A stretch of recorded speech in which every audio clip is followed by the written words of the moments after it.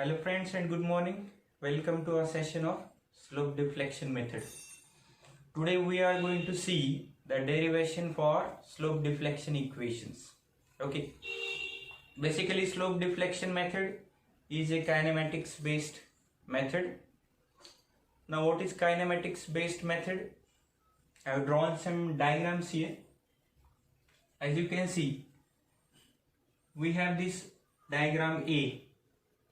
And here it is an interior span of a continuous beam. It means there is some part of the beam on left side of support A and there is some part of the beam after support B. Okay, so this is an interior span. This interior span is subjected to some arbitrary loading. I have shown two vertical point loads. This can be any loading. And under this loading, the beam is going to deform. This interior span is going to deform, and since these are the interior supports, there will be rotations of joints A and B, and because of rotations there will be moments induced. I have shown them as MAB and MBA, and rotations of the joints are theta A and theta B respectively. So these rotations are nothing but kinematic indeterminacy of the beam. So whenever you are going to solve any continuous beam or a portal frame using slope deflection method, you need to identify the kinematic indeterminacy of the beam or the frame. Okay, so that is why this method is kinematics based method. Clear? Now I have divided this diagram A in three different parts. Okay, one by one I have taken into account the actions and the reactions developed. First of all, what we have done here is in part B, since these A and B are interior supports, we have assumed that A and B are fixed. This is first assumption. Then whatever the external loading is there on the span, I have kept it as it is, and corresponding to this external loading, we are going to calculate fixed end moments. Okay. Next, in diagram C, because of rotations on A as well as B, there will be moments induced, M-AB and M-BA. In C diagram, I have allowed the joint A to rotate, and corresponding to this, what is moment, we will calculate this using different methods. There are different methods to find out relationship between moments and rotations. So there is conjugate beam method, there is moment area method, there is Macaulay's method, and so many, even strain energy method. So using any one of those methods, I am going to calculate relationship between theta A1 and M-AB. Okay. Now we want final moments MAB and MBA. Okay. So MAB will be what? Final moment MAB, it is equal to moment in part B on joint A, moment in part C on joint A, and moment in part D on joint A. So as we can see, there is moment in part B, MFAB, but it is anti-clockwise. I have shown it is assumption, so I will write here as minus MFAB. Okay. Next I will go to diagram C. Here we can see M-AB is a clockwise moment.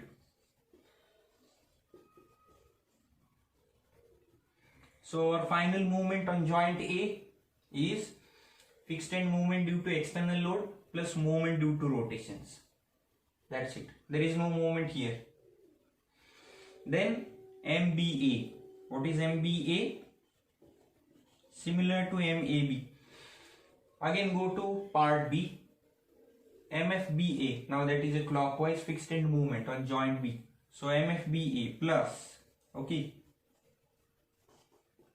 and there is no moment on joint B in part C, but there is moment in part D. So that is M dash BA, correct? I will show that also as positive. Okay.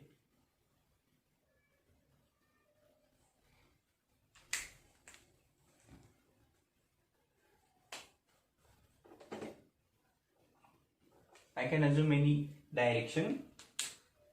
So for sake of simplicity, I have assumed both these moments as clockwise because rotations are clockwise. Here is also theta B clockwise. So moment because of clockwise rotation is obviously clockwise. So I have corrected that. Now these are the moments. Moments we will get in terms of rotations and span, and geometrical and material properties. So how to bring into picture geometrical and material properties, that we shall see later. First of all, we shall introduce the rotations. Now what is rotation? Final rotation on joint A, theta A. It is clockwise. Okay, so theta A is equal to, is there any rotation in part B? No, because ends we have assumed as fixed. Come to part C. Theta A1 is a clockwise rotation. So I will treat that rotation as positive. Any rotation in part D on joint A? Yes. Theta A2, but it is anti-clockwise. So I will treat this as minus. So minus theta A2. Okay. Similarly, theta B. Theta B is equal to, again there is no rotation in part B. In part C, yes, theta B1 is there, it is anti-clockwise, and in last part theta B2 is clockwise. So I will write positive term first, theta B2 minus theta B1. Clear? So we have got rotations and corresponding moments. Now we shall substitute rotations in terms of moments first. Okay. Now we have to go back to our previous methods for finding out slope deflections. Slope is nothing but theta. Deflection is deformation of the joint or any point in the beam. So let us say there is this beam. We have removed the fixities here. We are treating this as simply supported beam. Now what we will do is we will draw M by EI diagram for this beam. Okay, please see carefully now.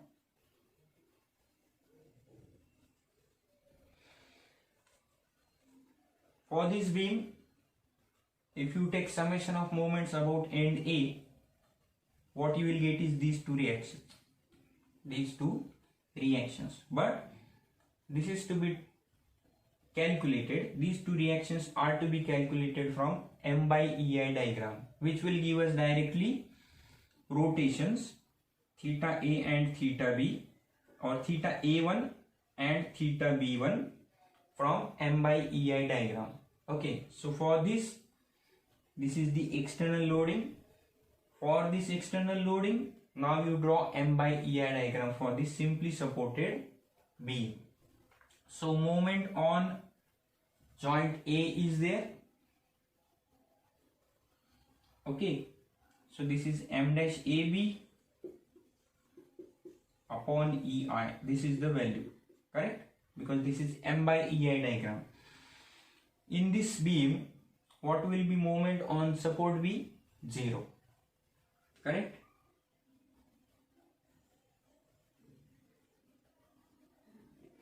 So this is our M by EI diagram. Now for this beam, consider this triangle as the loading, and now you draw or calculate these reactions. correct? Calculate these reactions. Summation of moment about A is equal to 0. So this is RB, we shall assume. This is span L. So minus RB into L plus triangular load, half base into height. So we are taking moment. So area of the moment about end A. So half base is L into height is m dash AB upon EI. So this is the area of the loading multiplied by its centroidal distance. Centroidal distance of the triangular area from A. So this is the base of the triangle. This is the apex of the triangle. Centroid of a triangle is 1/3 of height from the base. So how much is the height? L. Okay. Because orientation of triangle is like this. It is not like this. So L by 3. 1/3 of height. 1/3 of height. This is equal to 0. So you simplify this. What you will get is RB. Let us see how much is RB. You will take this L on left hand side. So m dash AB upon EI, correct, into this L gets cancelled with this L. So L upon 6, correct. M dash AB into L upon 6 EI. So this RB is nothing but theta B1, because this is conjugate beam method. Shear force on B is slope at B. As per the concept of conjugate beam method, shear force at any section is equal to shear force on conjugate beam at any section is equal to slope at that section in the real beam. So this is real beam, this is conjugate beam. Okay. So what is shear force at B in conjugate beam? M dash AB into L upon 6 EI. And what is theta B1? Rotation at B in the real beam. Are you getting this? So this is M dash AB L upon 6 EI. So how much will be this? This will be M dash AB L upon 3 EI. So you remember the end at which there is moment, rotation will be M dash AB into L upon 3 EI. On the another end there will be M dash AB L upon 6 EI, the value of rotation. So we shall substitute these theta A1 and theta B1 here. Similarly, for this simply supported beam, we will do this procedure again, and we will again find out theta A2, theta B2. Okay, let us do it. Now I will substitute these values here directly. I will not do this for last part of the beam. Okay. This is only just for your understanding, and this can be found by using area of the methods: Michaelis method, strain energy method, moment area method, and so on. I have found it, for example, by conjugate beam method. Fine. Now theta A, we will rewrite this. Theta A is equal to theta A1. How much is theta A1? M dash AB into L upon 3 EI. Okay. Minus theta A2. how much will be this now? This will be m dash BA into L upon 6 EI, because here it will be m dash BA L upon 3 EI, just like this value here. I have written this directly now. And theta B, what is theta B? Theta B2. Theta B2 is here, m dash BA into L upon 3 EI minus theta B1. What is theta B1? We have calculated this earlier, m dash AB into L upon 6 EI. Clear?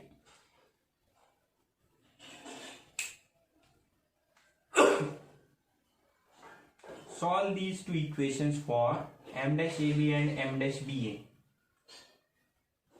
Solve the two equations of theta A, theta B simultaneously for m dash AB and m dash BA, and then substitute these values.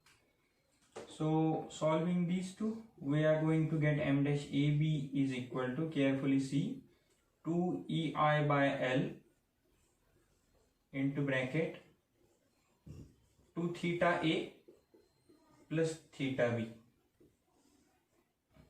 and m dash BA we are going to get as 2 EI by L into bracket theta A plus 2 times theta B. So we will substitute these two values here. Okay.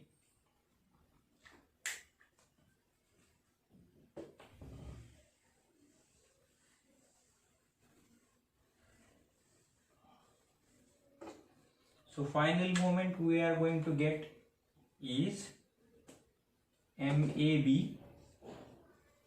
is equal to 2 EI by L into bracket 2 theta A plus theta B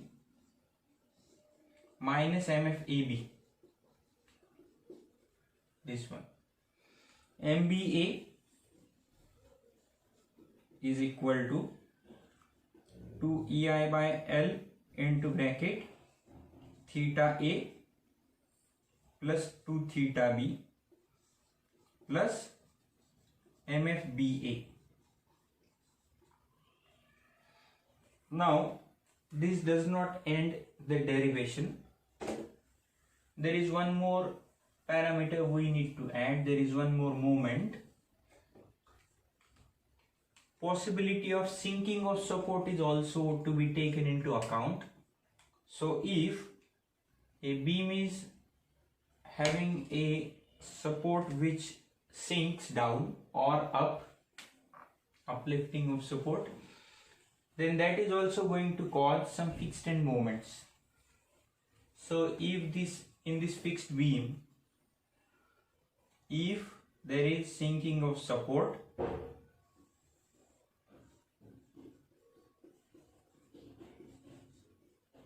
let us say relative to A, relative to position of A, B sinks down by some amount, then this will be the deformed shape of the beam, and let us say there is sinking by an amount of delta. Then in that case fixed end moments induced are 6 EI delta upon L square. Okay, 6 EI delta upon L square. Both moments will be anti-clockwise, so they will be minus. Now if reverse is the case, like I will draw here something like this. This is end A, this is end B, and this is your original level of supports A and B. B from this end has gone up here. So in this case, clockwise moments will be there, plus 6 EI delta upon L square. Okay.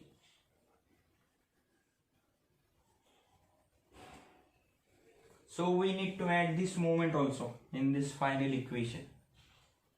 So I am going to add it.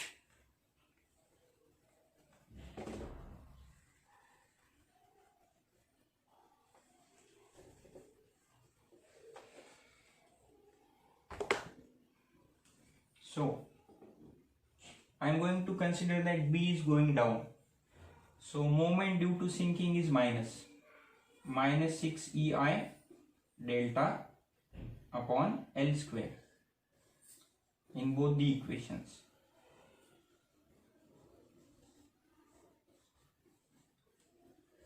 So in this first term and third term, I am going to take again 2 EI by L common. So we can rewrite final moment equation MAB as 2 EI by L into bracket 2 theta A plus theta B minus 3 delta by L, and the remaining is fixed end moment minus MF AB. This will become 2 EI by L into bracket theta A plus 2 theta B minus 3 delta by L plus MF AB. Sorry, MF BA, not AB.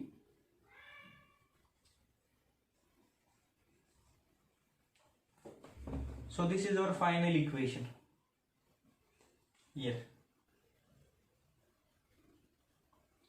MAB and MBA. So if you have any difficulty while understanding the derivation of our slope deflection method, do comment in the section. Thank you.